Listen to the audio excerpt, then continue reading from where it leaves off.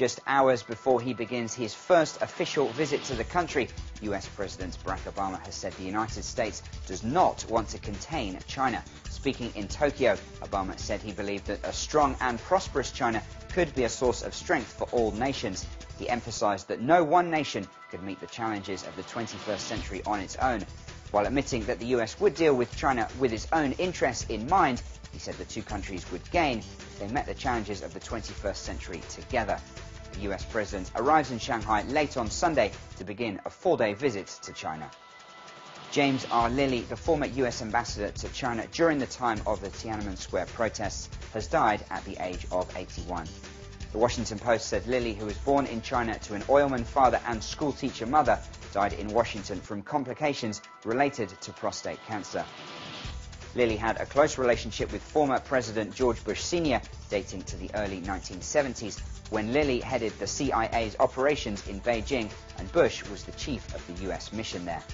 Lilly, who was previously ambassador to South Korea, served as ambassador to China from 1989 to 1991. China's embassy in the Angolan capital, Luanda, has advised Chinese expats in the country not to go out alone at night. The warning comes after a number of attacks on Chinese workers living in the country.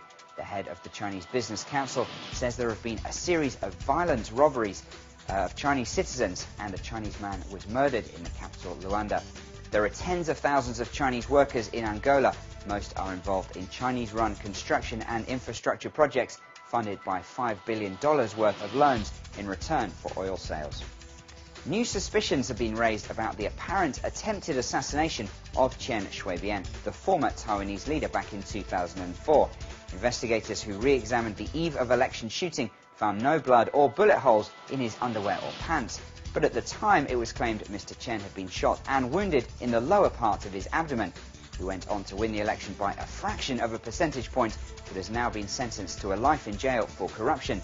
The new report also cast doubt on the identity of the alleged gunman.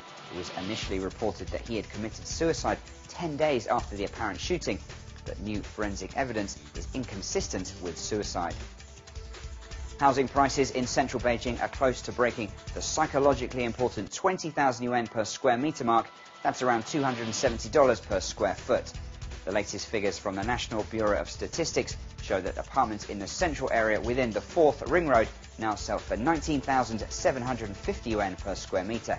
Beijing's home prices rose 2.8% year-on-year in October and 0.4% from September.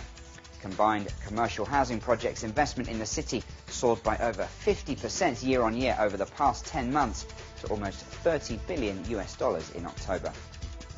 And as the US President comes to China, two of China's hottest up-and-coming rock bands, Car Sick Cars and PK-14, are currently on a debut tour of America.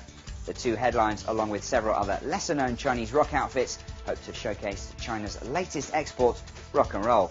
The bands say they want to expand their fanbase and change the reputation of the Chinese music scene overseas. PK-14 frontman Yan Haisong says he's concerned about their reception in the US, particularly since they only sing in Chinese. But he needn't worry, the band's arrival has generated plenty of talk on popular American music blogs and in the media, from Time Out New York to The Village Voice. And that's the headlines for now, but we'll be back with more news after this.